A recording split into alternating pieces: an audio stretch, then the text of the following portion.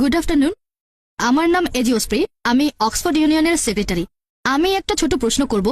আপনি বললেন যে হিজাব মহিলাদেরকে নিরাপত্তা দিবে। আমার মতে এই হিজাব অবশ্যই তাদের ছোট করে। যদি কোনো মহিলা এভাবে চিন্তা করে, এটার উত্তরে কি বলবেন? আপনার প্রশ্নটা যেন কি? আপনি আপনার লেকচারে হিজাবের কথা বললেন যে এটা নাকি মহিলাদের নিরাপত্তা দেবে। এখন একজন মহিলা যদি হিজাব পরার সিদ্ধান্ত নেয়, সেখানে তাহলে সে মহিলাকে ছোট করা হচ্ছে। বোন সুন্দর প্রশ্ন করেছেন। আমি বলেছিলাম যে মহিলারা হিজাব পালন করবে। এখন হিজাব পালনের সিদ্ধান্ত নিয়ে মহিলারা তো নিজেকে ছোট করছে, এটা তাদের নিচু করছে। পবিত্র কোরআন পড়লে দেখবেন কোরআন এবং ইসলাম এই হিজাবের বিধান দিয়েছে। তার মানে মহিলারা শরীর ঢেকে রাখবে, যে অংশটা দেখা যাবে সেটা হচ্ছে মুখ আর কবজি পর্যন্ত হাত। এটা করা হচ্ছে স্বাধীনতার জন্য। আর এই কথাটা যে শুধু কোরআনে বলা হয়েছে তা নয়, এই কথাটা বলা হয়েছে বাইবেলেও। বাইবেল পড়লে দেখবেন 1 তিমথি অধ্যায় নম্বর 2 অনুচ্ছেদ 9 বলা হয়েছে যে মহিলারা শালীনতার সাথে তাদের পোশাক পরবে। তাদের পোশাক হবে ভদ্র এবং তারা চুলে বড় খোপা করবে না, চুলে স্বর্ণ বা মুক্তা দেবে না। এরপর আরো বলা হয়েছে 1 করিন্থিয়ান্স অধ্যায় নম্বর 11 অনুচ্ছেদ 5 ও 6, যে মহিলা মাথা ঢেকে রাখে না সে নিজেকে অসম্মান করে, তার চুল কেটে দেওয়া উচিত। আমি এটার সঙ্গে একমত নয়, এখানে বাইবেলের উদ্ধৃতি দিচ্ছি।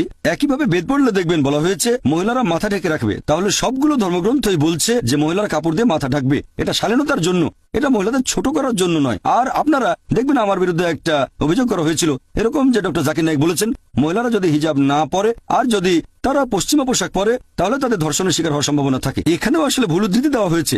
আমি বলেছিলাম যে মহিলারা খোলামেলা পোশাক পরলে ধর্ষিত হওয়ার সম্ভাবনা বেশি থাকে। আমি আরেকটা কথা বলি যে সানডে টাইমস পত্রিকা, যে পত্রিকা আমার বিরুদ্ধে খবর ছেপেছিল 1 বছর আগে 2009 সালে মার্চ মাসের 9 তারিখে সানডে টাইমসে এটা ছাপা হয়েছিল যে ব্রিটেনে প্রতি 7 জনে একজন মনে করে যেসব মহিলারা খোলামেলা পোশাক পরে তাদের আঘাত করা উচিত। দুঃখিত, আমি এটার সঙ্গে একমত নই। এটা একটা পরিসংখ্যান যেটা দেওয়া হয়েছিল সানডে টাইমস পত্রিকায় 2009 সালে মার্চ মাসের 9 তারিখে, যে ব্রিটেনে প্রতি 7 জনে একজন ব্রিটিশ মনে করে যে মহিলারা খোলামেলা পোশাক পরে তাদের আঘাত করা উচিত। এর সঙ্গে আমি একমত নই। এছাড়াও আরেকটা খবর ছাপা হয়েছিল, সেটা 2005 সালে সেই একই পেপার সানডে টাইমস, বলা হয়েছে যে ব্রিটিশদের মধ্যে শতকরা 26 জন মনে করে যে খোলামেলা পোশাক মহিলাদের ধর্ষিত হওয়ার পেছনে আংশিক বা সম্পূর্ণভাবে দায়ী।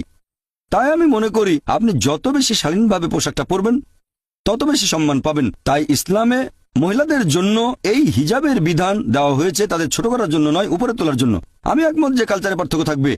ইসলাম কাউকে পালন করার জন্য জোর করতে পারে না। কালচারে পার্থক্য থাকবে। যেমন ধরেন, আমি একটা উদাহরণ দিচ্ছি যে কিছু সমাজে তারা মনে করে যে মহিলাদের দিকে তাকানোটাও অভদ্রতা। কিছু সমাজ মনে করে তাকালে কোনো সমস্যা নেই, তবে কোনো মহিলাকে স্পর্শ করলে অভদ্রতা।